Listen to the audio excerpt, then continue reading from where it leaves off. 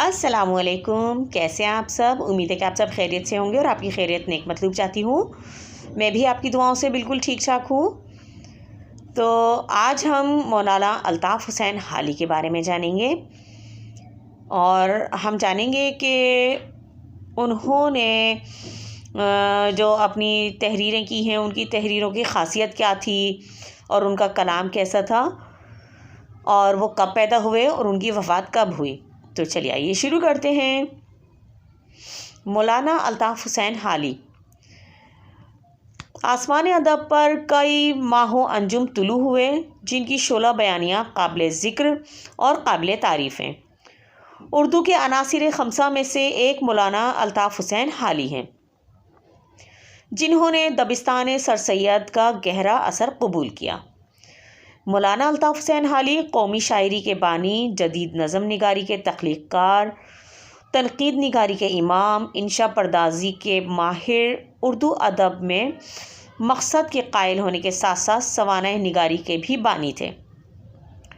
उन्होंने नसर को बहुत से इर्तिक़ाई मराहिल से गुजारा, इसे सादगी, मंतक़ी और अदबियत बख्शी और उर्दू ज़बान को शायराना और अदबी तरकीब के ज़ेवर से सजाया संवारा।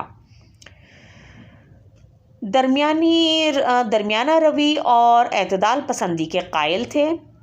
दबिस्तान सर सैयद के अहम रुकन होने के बावजूद अपनी इनफरादियत को न सिर्फ कायम रखा बल्कि मनवा लिया। मौलाना अल्ताफ़ हुसैन हाली के असलूब की खूबियों का अहाता करना गोया सूरज को चिराग दिखाने के मुतरादिफ है।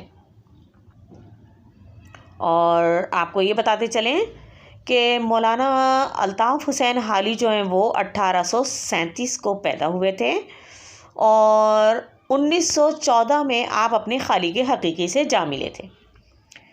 तो आइए जानते हैं आपकी तर्ज़ तहरीर के बारे में और आपकी तर्ज़ तहरीर की खुसूसियात।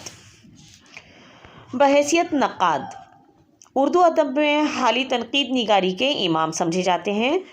वो पहले शख्स हैं जिन्होंने तनक़ीद को सही तौर पर अपना बनाया और मुक़दमा शेर व शायरी तनक़ीद की एक लाजवाल किताब है। उन्होंने बाकायदा और बाज़ाब्ता उर्दू तनक़ीद का आगाज़ किया और उसके उसूल वज़ह किए, यानी कि उसके उसूल बताए।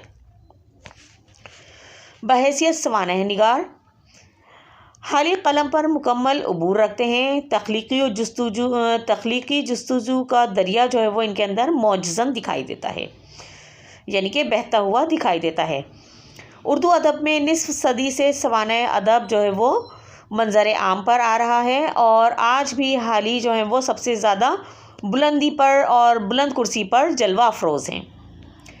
हयात सादी, यादगार गालिब और हयात जावेद इनकी सवानह निगारी के लाजवाल शाहकार हैं। तमसील निगारी, हाली की तहरीर की एक और ख़ूबी इनकी तमसील निगारी है। वो नसर को शायराना रंग नहीं देते बल्कि तमसील निगारी से पुरलुत्फ़ बना देते हैं। इनकी बाज़ तमसीलें इस कदर ख़ूबसूरत और दिलचस्प हैं कि कारी इसका असर कबूल किए बग़ैर नहीं रहता और इनकी तमसील निगारी में तशबीहात कसरत से मिलती हैं। मुद्दा निगारी, मुद्दा कहते हैं यानी कि कोई नुक्ता बयान करना या कोई मकसद। हाली अदब बराए अदब नहीं बल्कि अदब बराए मकसद के कायल थे। वो अपने मज़मून को अदा करने और मतलब को वजाहत के साथ पेश करते हैं। उनकी तहरीरें सादा और रवां हैं। उन्होंने जिस मौजू पर कलम उठाया इसमें सादगी और मकसदियत है। रंग आमेज़ी कम पाई जाती है, यानी कि वो बात को बढ़ा चढ़ा कर बयान नहीं करते या ज़्यादा लफाजी नहीं करते।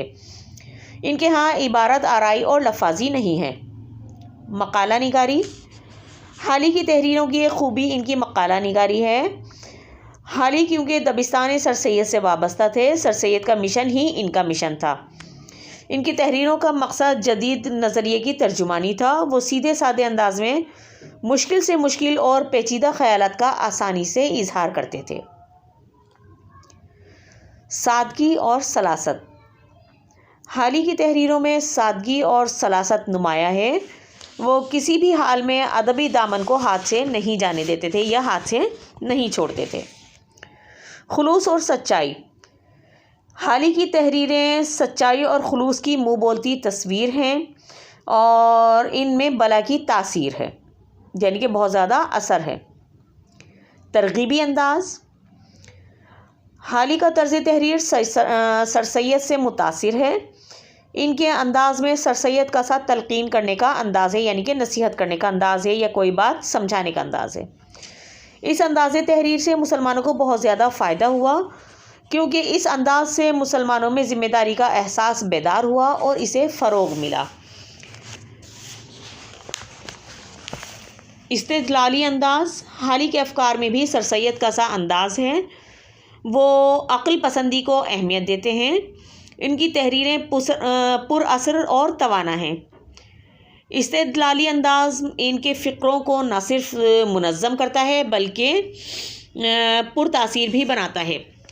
غرض یہ کہ الطاف حسین